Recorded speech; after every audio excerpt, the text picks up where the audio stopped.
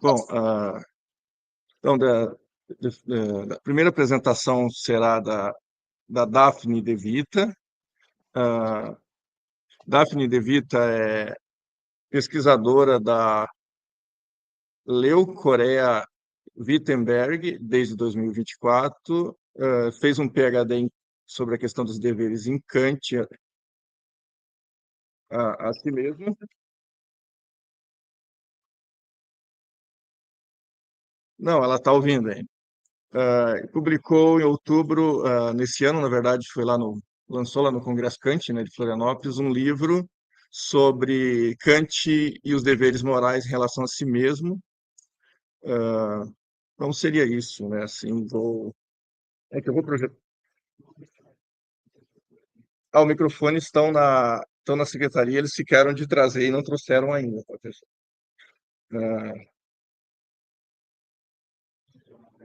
Pode ser. Bom, você consegue falar, Daphne? Será que travou? Daphne, você consegue falar já? Deixa eu ver aqui. Okay. Thank you very much. I miss Londrina so much. I was. Is it warm right now in Londrina? Yes, it's like summer. Okay, so I'm start. Thank you very much for the invitation. And yes, so my talk today is about. Is about my PhD thesis, but for the first time, I will focus more on Habermas. So I started to write my PhD thesis about duty to oneself because I wrote my master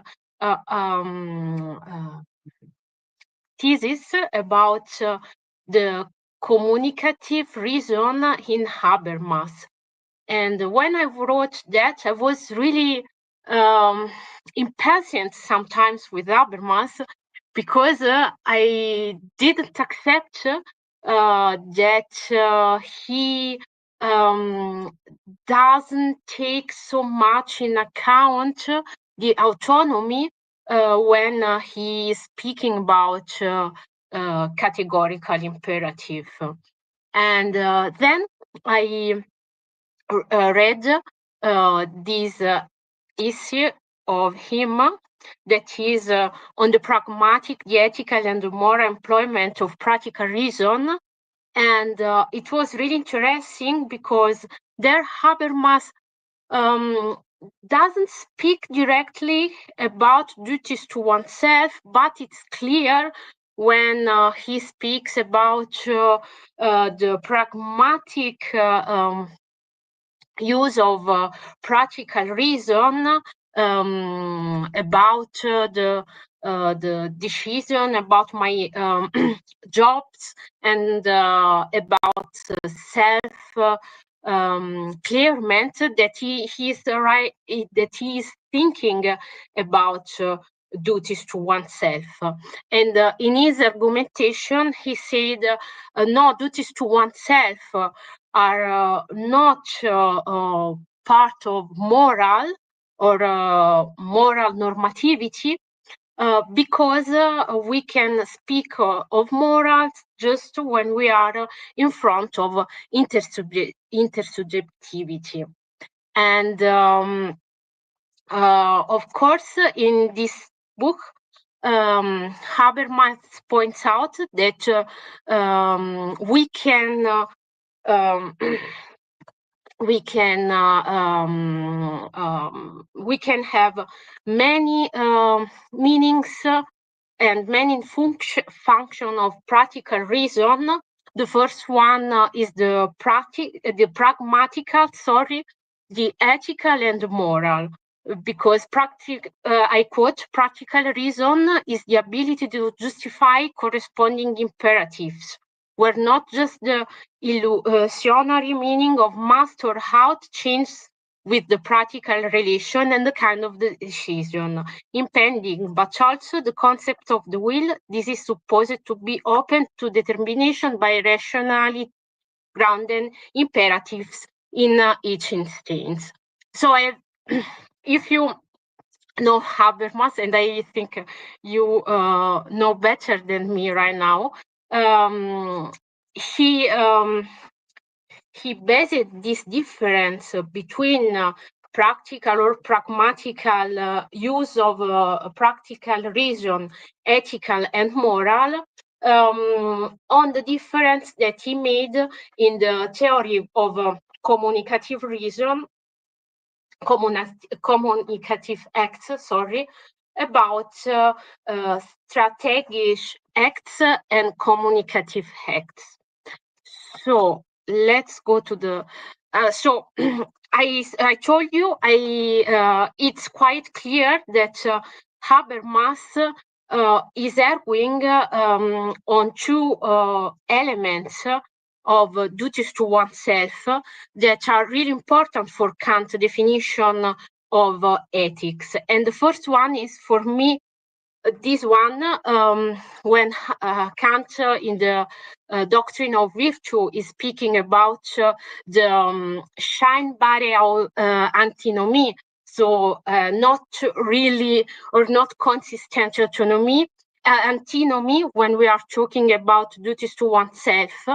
And he writes there, for suppose there were no such duties, then there would be no duties whatever. And so an external duty is here, for I can recognize that I am under obligation to others only insofar as I at the same time put myself under obligation, since the law by virtue of which I regard myself as being under obligation proceed in every case from my own practical reason. And in being constrained by my own reason, I am also the one constraining myself. And the second point, for the second, I think that Habermas in this essay is trying to argue that it's all the problem connecting with the personality are that Kant also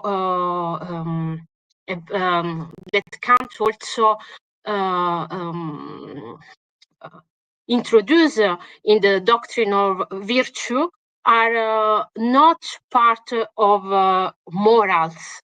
And so I, as you know, maybe Kant writes in the doctrine of virtue. After that, he explains why we do need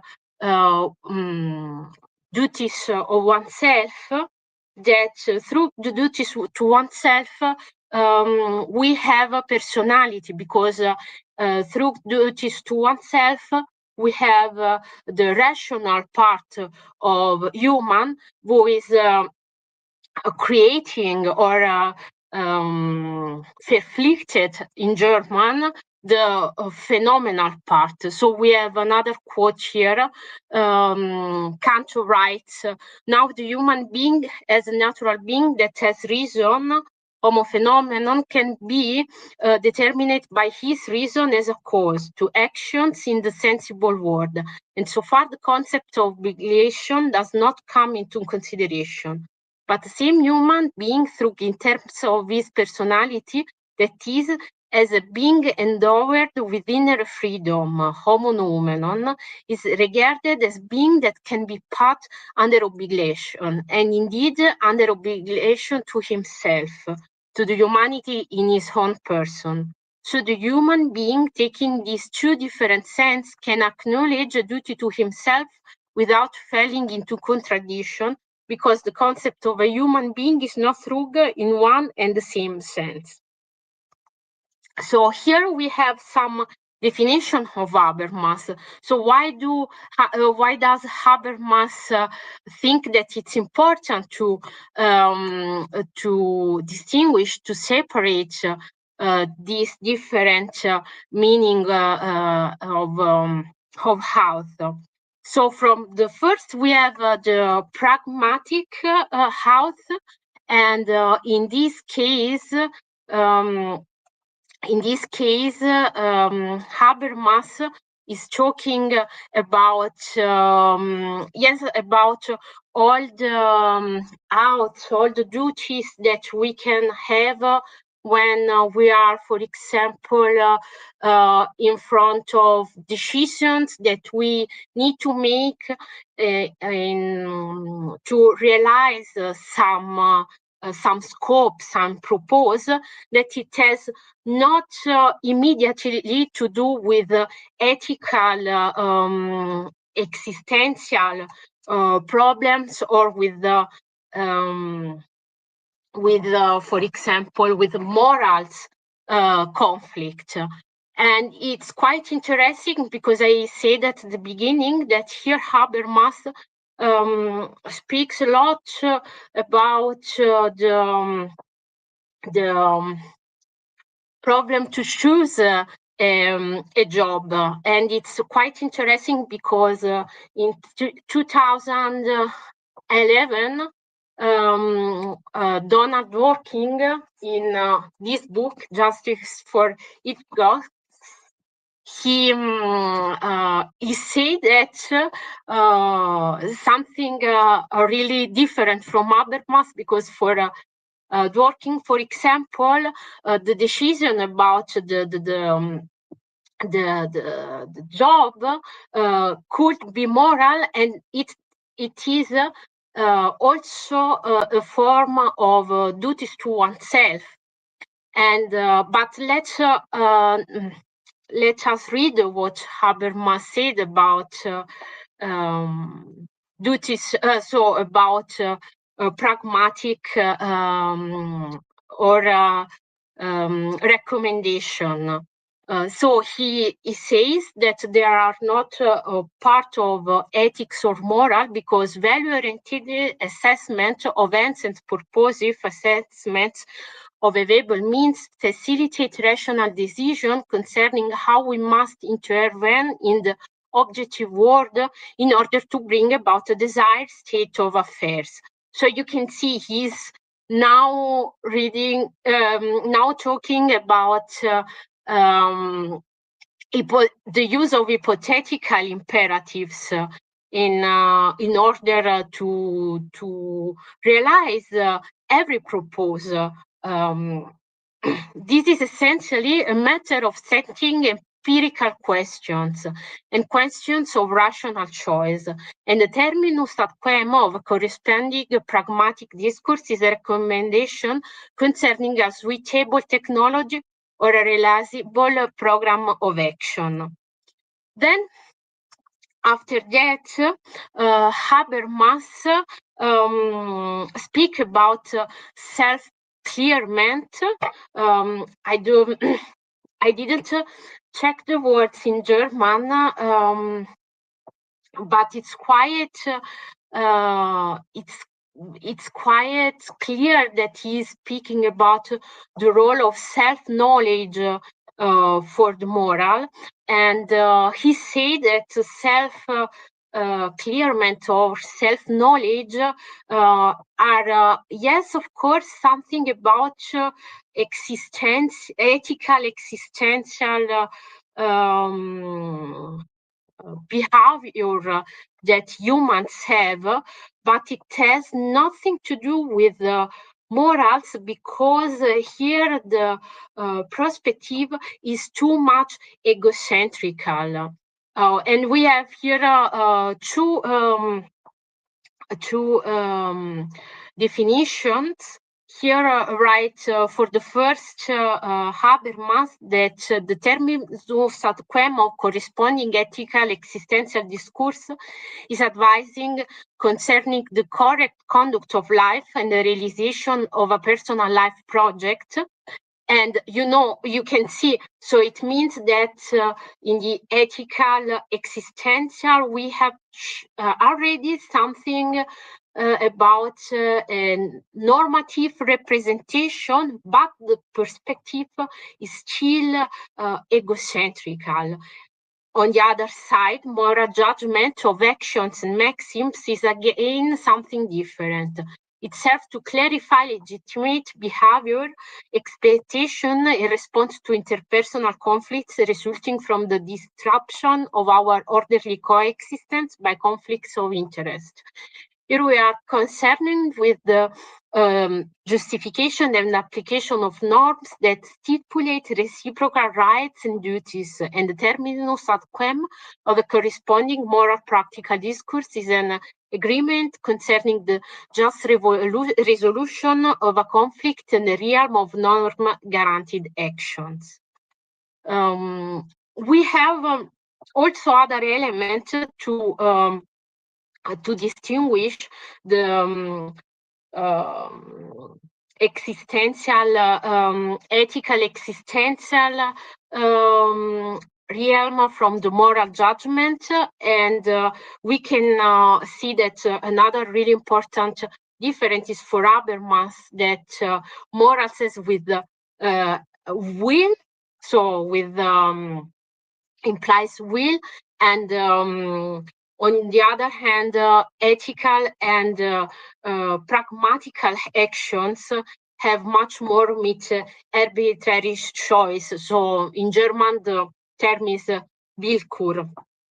And we can read the categorical out of moral injunction finally is directed to the free will, emphatically constructed of a person who acts in accordance with self-given laws. This will alone is autonomous in the sense that it is completely open to determination by moral insights. In the sphere of validity of the moral law, neither contingent disposition nor life histories and personal identities set limits to the determination of the will by practical reason. Only a will that is guided by moral insight and choice is completely rational. Can be called autonomous. All heteronomous elements of mere choice or a commitment to an idiosyncratic way of life, however authentic it may be, haven't been expanded from such a will. In my opinion, Habermas misunderstand Kant in 2 points.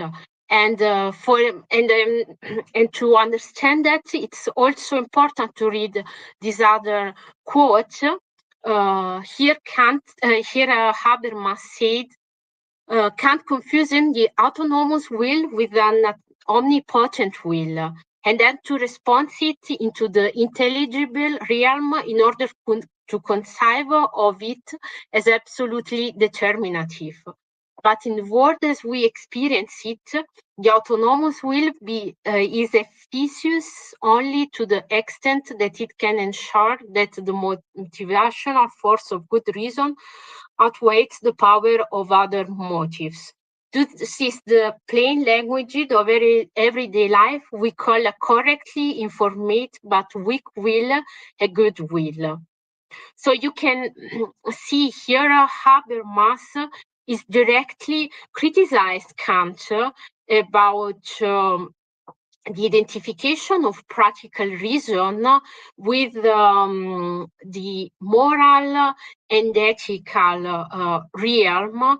And he said Kant, of course, is speaking when he's speaking about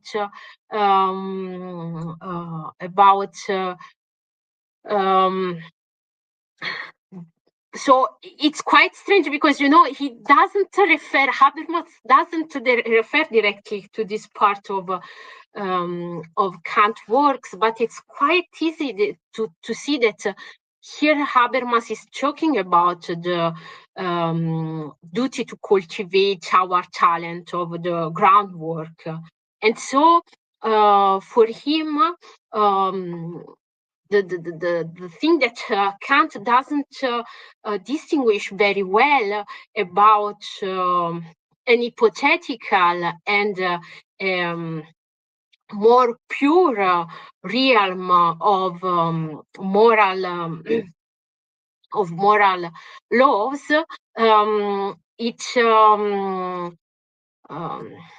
it caused that Kant confuse an autonomous will we can read with an omnipotent will. And but at the end, Habermas said, Kant, you should be more precise. We don't expire something like an absolute goodwill, but goodwill in our experience is still a weak will. So again, why is the duty to cultivate our moral personality a pragmatic one? Habermas answered these questions with this quote: whatever I would like to be someone who, in a case of acute need, would be willing to defraud an anonymous insurance company just this one time is not a moral question. For it concerns my self-respect and possibility, the respect that others show me, but not equal respect for all, and hence not the symmetrical respect that everyone should accord to the integrity of all other persons. So from this quote, you can derive that Habermas in this text try to separate really strong the realm of moral normativity and also in some ways the problem of moral personality. So if I decide for Habermas to not lie because I don't want to be a liar, then this is not a problem of moral, because morals has nothing to do with the interest of individual. So yes, it's quite interesting, because on the other hand, we have also strong critique here against Hanscom and all the Neo-Aristotelian ethics, which points out that that we need to for the ethics and for morals to cultivate our virtue. But of course, if you read Kant, you know that this is also a really important element for Kant to or for the late Kant of the Tugendlehre, this point that through the combination, through the through the autonomy of the free will, the humans are doing themselves. So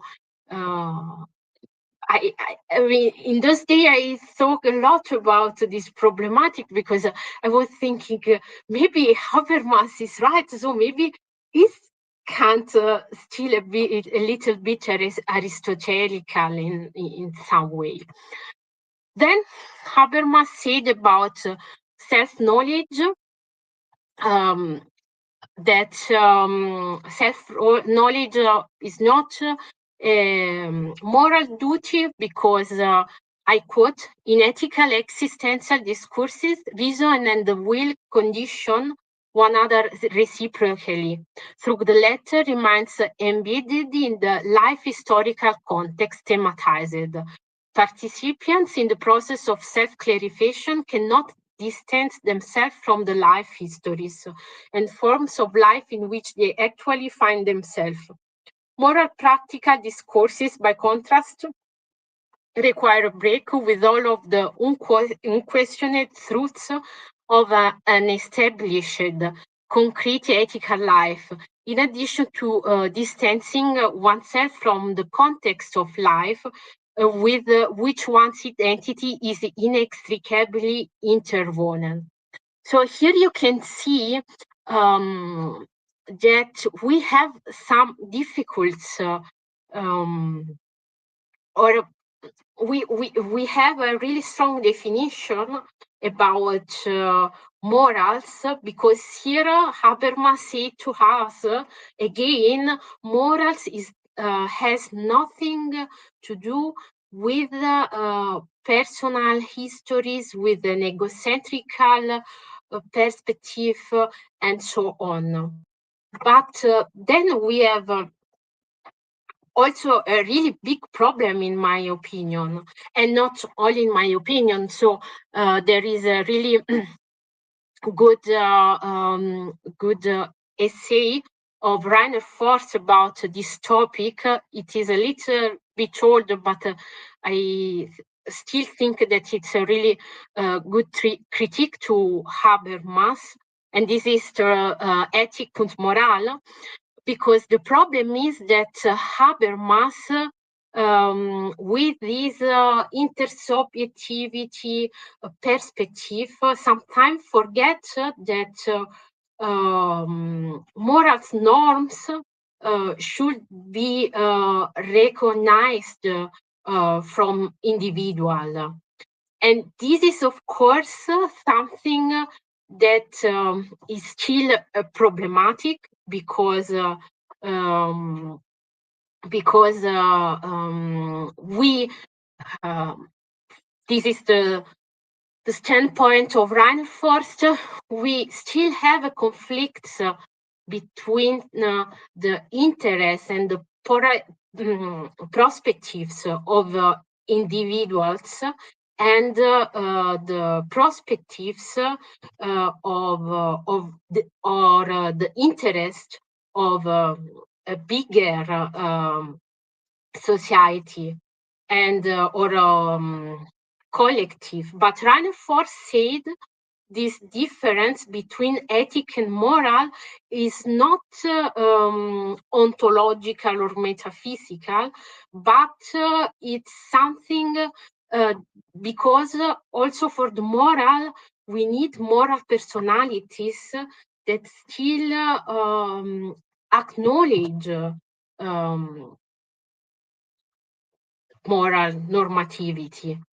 So, and for this reason, I quote here again Kant about duties to oneself, because a really important point to show that duties to oneself are not really antinomy is these sentences here. For suppose there were no such duties, so for suppose there were no duties to oneself, then there would be no duties whatsoever, and so no external duties either. And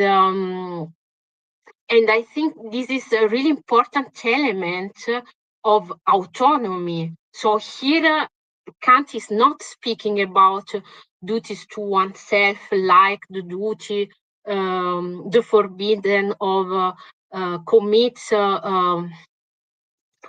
self-killing, or about the duty to self-knowledge. Here Kant says to us that to have morals, to have rights also, because in the German translation, Kant speak also about rights. We need the individuals that who acknowledge these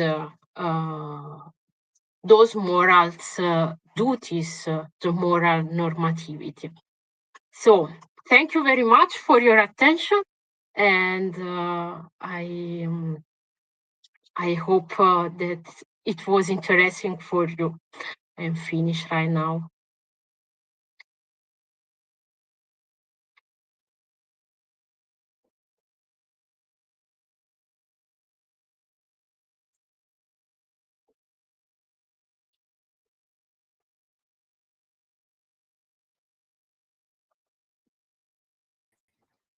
You you can. Deixa eu fechar aqui.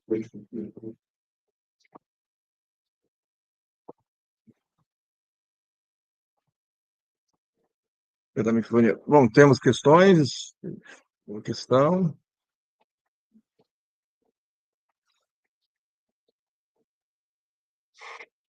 Well,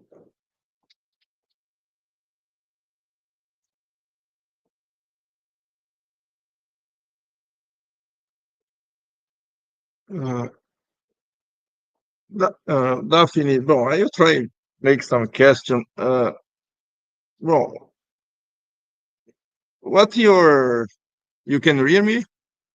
Yes, I can hear you. What your main point about you defend the Habermas don't read the correctly some thinking Kant's conception of that's to yourself? Well, Yes.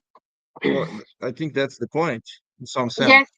Yes. So my point is that Habermas criticize Kant about the role of individuals' autonomy, and he said in this text a lot autonomy is nothing. Autonomy belongs to the moral law and not to the individuals.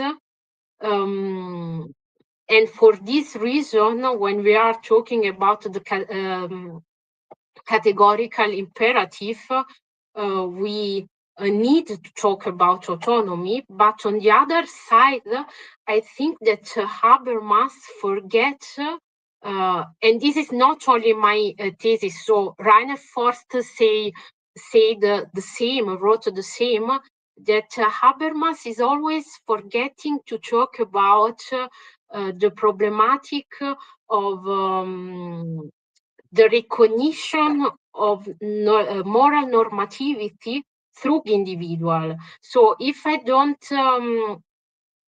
think that something is moral correctly, then I will not do a search act.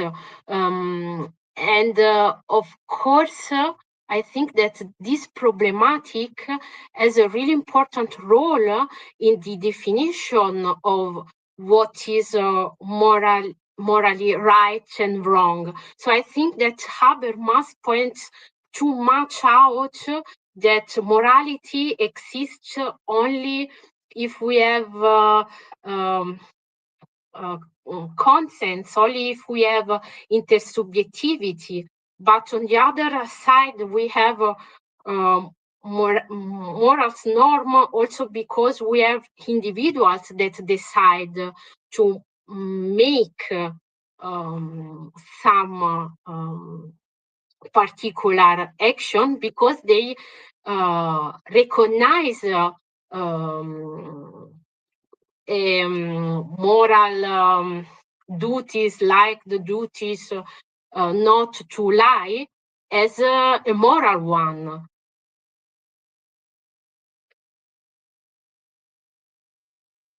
Bom, I don't know. My question is, deixa eu botar mais baixo aqui. Oh, the difference in the context between maybe Habermas and Kant, because natural Kant, in some sense, is Aufklärung moment, and so. But Habermas, this discussion of you have a plurality of society, a plural society. I think you think this distinction between the contexts makes some difference in your evaluation. I don't know, because I think Habermas' talk on society is more pluralistic than Kant, for example. Of course, my question is, does have some influence in what are discussing or not? Of course, but I think so. As I told you, Rainer Forst, so a scholar of him, accused Habermas for the same reason. So sometimes, when I wrote my master thesis, I had the impression that for Habermas, pluralism is always ending in harmony, And because we have intersubjectivity only if we have um, only if we acknowledge that something is rational. But sometimes I have the impression, and this is not only my thesis, that Habermas, in his concept of plurality, forget plurality, forget that humans are different. And for this reason, morality is not only conscience, but morality still need subjects that decide to be moral or to be ethical.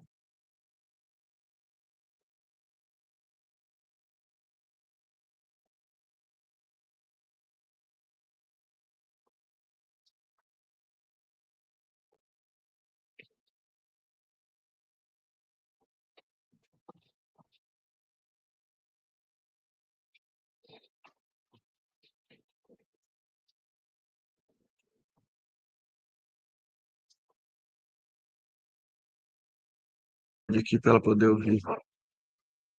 Você tem que baixar lá enquanto você fala.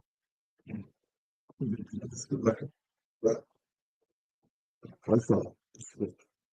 Hi, Devita. Thank you I for your talk. Can you hear me well? Yes, I can hear you well. Yeah. So, just a comment on the talk. But first, I would like to check if I understood you well. Um, as far as I could understand your talk, you are saying that for Habermas, the duty of cultivating our own personality is a pragmatic duty. Is that Yes, right? yes, it is. Yes, it is. And yeah, and the duty of self-knowledge is an ethical duty for Habermas. Yes, Is that so? Yeah. yes. Well, just a comment. I think that if we read the Habermas uh, in a more systematic way, we could defend a more complex interpretation of of what he's saying in this particular text. I think we could say that for Habermas, um, possibly every duty it can have these three different dimensions. A, Mm, a same duty can be, depending on the context mm, in which we are acting, a same duty cannot be a pragmatic one or mm, an ethical one or a moral one. For example, uh, I think that if we take into account Habermas' project of a reconstruction of historical materialism, his essay and his work of 1950, uh, 75, that a modern personality is one that is uh, that is under the permanent mhm, reflection of the individual, and the serve is possibly under the permanent reconstruction uh, uh, of the individual. That is a modern autonomous personality.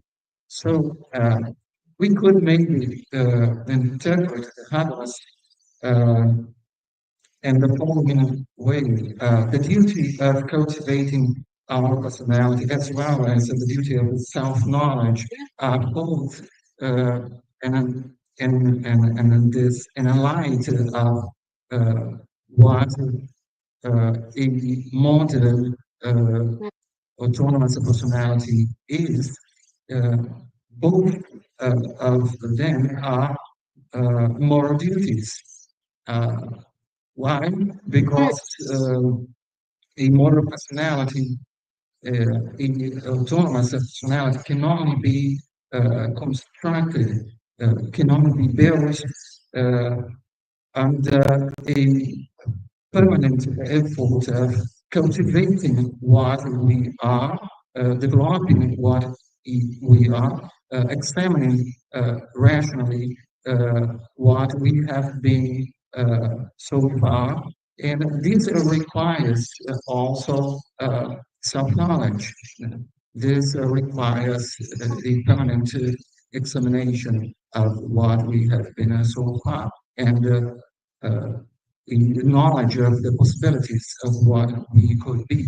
So I think if that if we take into account, for example, this work of 1975 of Habermas, we could say that these two duties, the duty of cultivating our personality and the duty of self-knowledge, both can have also a moral quality. No, no, for Habermas, no, no, Just for Habermas, no. like to make this comment and hearing you about it if it's possible. Thank you once again. Okay. Okay. Thank you very much. I can understand your point, but it's still so I think that when Habermas is speaking about moral judgment, is trying to separate the morals normativity from every individual interest, and we saw the quotations, so it's really clear that for him morality has nothing to do with the egocentrical standpoint, but I can understand Habermas' argumentation. So I mean that the forbidden of lying is rational, and a moral forbidden is something that we as individual acknowledge despite our backgrounds or our personalities.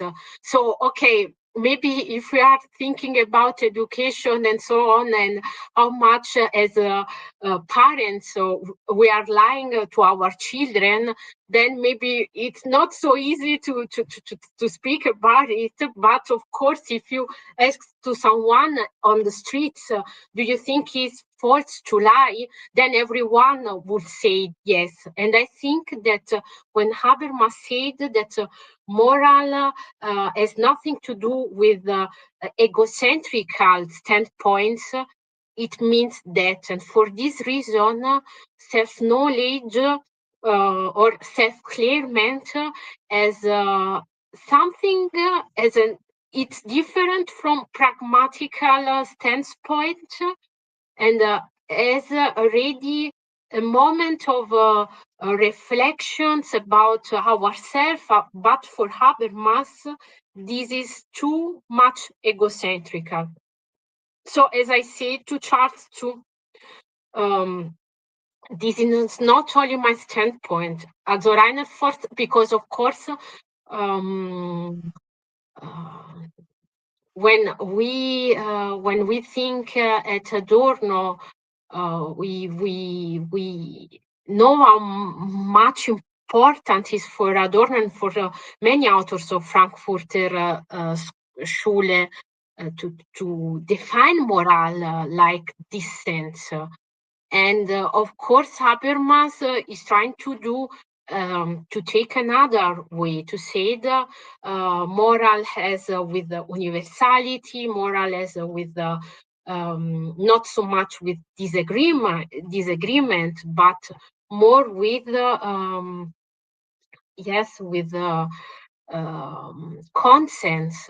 And for this reason, we need to separate strongly ethical, existential duties, or all duties that have something more egocentrical from moral normativity, because moral normativity is for Habermas not only in this text something that implies always intersubjectivity and intersubjective and acknowledge from and pluralismus and so on. So we have in morals we don't have in moral the standpoint of individual. We have intersubjectivity. Stop.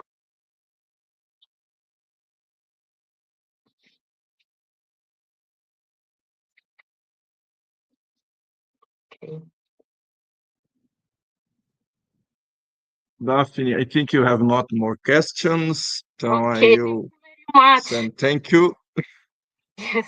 for your presentation. And well, I need to close Okay, this room okay, because you have two presential okay, conference after. Okay, okay. thank you. Thank you. Bye bye. Have a nice day Okay, and bye bye. okay. Okay.